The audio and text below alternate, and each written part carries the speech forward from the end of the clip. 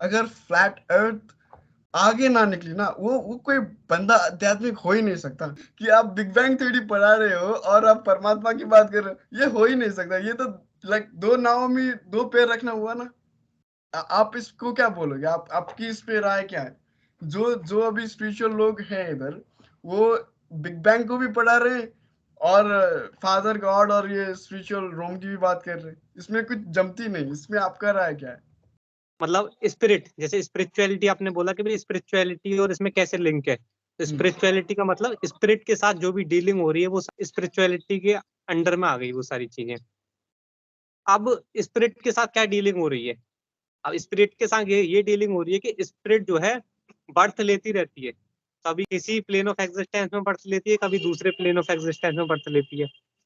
तो सबसे पहले तो वर्तमान में प्रेजेंट टाइम पे हम जिस भी प्लेन ऑफ एग्जिस्टेंस में हैं, भाई हम सब पृथ्वी पर हैं, जिसे मृत्यु लोग बोलते हैं। तो इसका वास्तविक स्वरूप क्या है वो हमें पता होना चाहिए, जिससे हमें पता लगे कि भाई ये 3D ऐसा गोला नहीं है, ये एक प्लेन ऑफ एग्जिस्टेंस है। मतलब स्पिरिचुअलिटी यानी कि स्पिरिट को डायरेक्शन पता होना चाहिए ना, किस डायरेक्शन में उसे जाना है।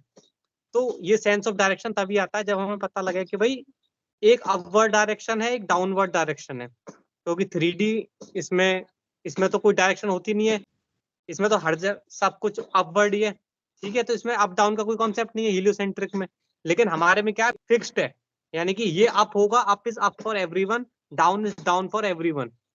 तो जब अप और डाउन का कंसेप्ट हमारे माइंड में बिल्कुल फिक्स हो जाता है ना, तब हमें पता लगता है कि भाई जैसे ये एक प्लेन ऑफ एग्जिस्टेंस है, ऐसे ही हमारा जो यूनिवर्स है वो प्लैनेट्स के फॉर्म में नहीं है, वो प्लेन ऑफ एग्जिस्टेंस के फॉर्म में है। तो ऊपर भी प्लेन ऑफ एग्जिस्टेंस हो सकते हैं, नीचे भी प्लेन ऑफ एग्जिस्टेंस होते हैं। तो स्पिरिट को एक डायरेक्शन मिल जाती है। तो वो डायरेक्शन का जो पहला पॉइंट है वो है, मतलब ये पता लगना कि ये एक प्लेन ऑफ एग्जिस्टेंस के फॉर्म में है, यानी कि फ्लैट है।